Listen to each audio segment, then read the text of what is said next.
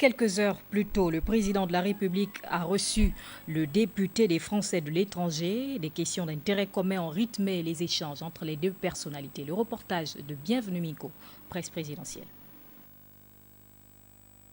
La poignée de main est chaleureuse, l'entretien tout aussi. Le député des Français de l'étranger avait à cœur de discuter avec le chef de l'État de questions d'intérêt commun.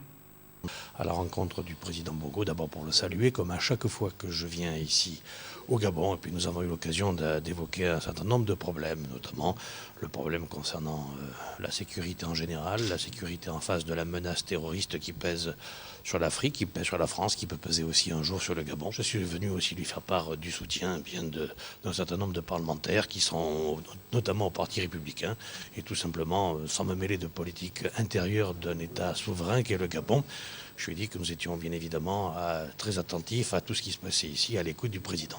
À l'endroit des ressortissants français dans notre pays, Alain Marceau s'est voulu porteur d'un message de paix.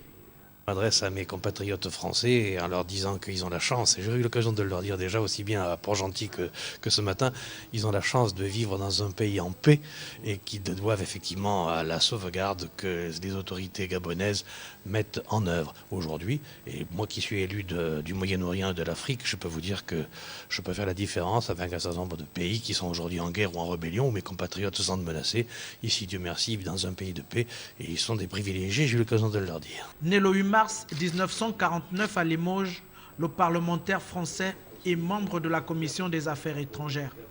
Ancien magistrat, il a été chef du service central de la lutte antiterroriste au parquet de Paris.